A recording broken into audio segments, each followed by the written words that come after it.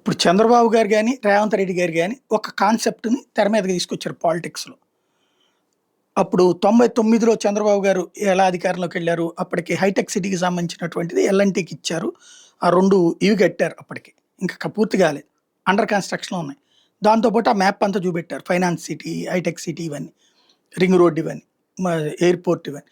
అవన్నిటికి కావాలంటే నేనే అధికారంలోకి రావాలన్నారు. ఆ తర్వాత అధికారంలోకొచ్చారు. ఆ టవర్ ఒకటే పూర్తి చేశారు.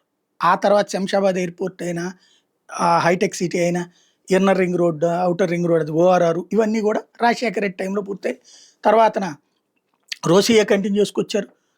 కిరణ్ కుమార్ రెడ్డి కంటిన్యూ చేసుకొచ్చారు. మెట్రో అయితే కేసీఆర్ టైంలో ప్రారంభమైంది. అంటే తర్వాత కంటిన్యూ అయింది. కానీ ఆ క్రెడిట్ అట్లాగే ఆయనకే దఖలు చేసుకుంటారు గదా! అదే తరహాలో ఇప్పుడు రేవంత్ రెడ్డి ఒక కాన్సెప్ట్ తెర మీదకి తీసుకొచ్చారు. Future city.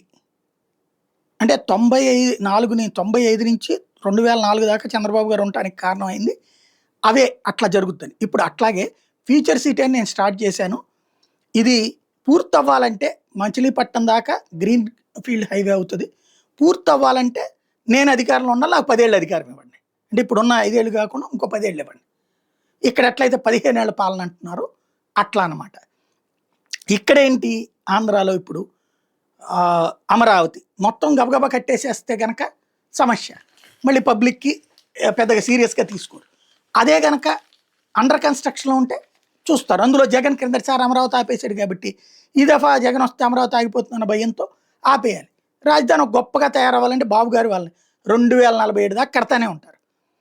తొలి దశలో ఇప్పుడు ఏంటయ్యా అంటే ఆహ్, కనబడుతున్న పరిస్థితి చూస్తే ఆ టవర్స్ ఒకటి సగం జరిగేటట్టున్నాయి. ఏది ఇంకా ప్రారంభం కానివి. ఎందుకంటే ఇప్పుడు ఇంకా మళ్ళా నీళ్లు తోడాలా?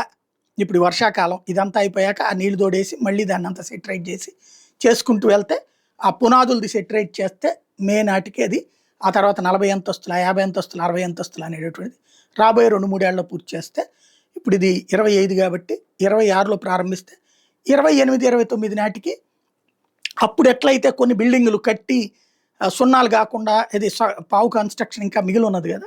అట్లాగా ఉంటాయి. ఈలోపు ఇక్కడ ఏం చేస్తారు? ఆల్రెడీ పూర్తయ్యి సగం అని పూర్తయినయి క్రిందటిసారి ఉన్నాయి కదా! ఆ క్వార్టర్స్, మినిస్టర్స్ క్వార్టర్సు, ఉద్యోగుల క్వార్టర్సు ఇట్లాంటివి పూర్తి చేస్తారు. అవన్నిటి పబ్లిక్‌కి చూపెడతారు. అట్లాగే ఇప్పుడు క్వాంటమ్ సిటీ చూపెడతారు.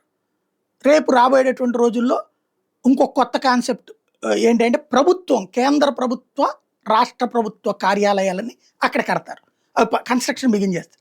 అవి అండర్ కన్‌స్ట్రక్షన్‌లో ఉంటాయి. ఇవన్నీ పూర్తవ్వాలంటే బాబు గారు రావాలి అన్నటువంటి కాన్సెప్ట్ తీసుకొస్తారు. ఇప్పుడు అట్లాగే మరొకటి ఒకేసారి 12 బ్యాంకుల కార్యాలయాలకు శంకుస్థాపన. ప్రభుత్వ రంగ బ్యాంకులన్నిటిని, ప్రైవేట్ రంగ బ్యాంకులందరినీ మేము హెడ్ క్వార్టర్ స్టేట్ హెడ్ క్వార్టర్‌లో పెట్టాలి కదా! అది స్టేట్ హెడ్ క్వార్టర్ కదా! ఇక్కడ పెట్టండి అని మొన్ననే బాబు గారు అడిగారు. వాళ్ళు ఓకే అన్నారు. నిర్మలా సీతారామన్‌తో వాళ్ళ మీద ఒత్తిడి చేయించారు. అయి ఇప్పుడు శంకుస్థాపన చేస్తారు. మేబీ అది ఒక రేపు మార్చి, ఏప్రిల్ ఆ టైం నుంచి కన్‌స్ట్రక్షన్ బిగిన్ చేయొచ్చు. చేస్తే అయి ఒక 2 ఏళ్లలో అవి పూర్తవ్వచ్చు. 2029 నాటికి. ప్రభుత్వ రంగ భవనాలు నాకు తెలిసి 2029 నాటికి ఒక 100 బిల్డింగులు అక్కడ పూర్తి చేసేందుకు అవకాశం ఉంది. ఇదే సీరియస్‌నెస్ కంటిన్యూ చేస్తే.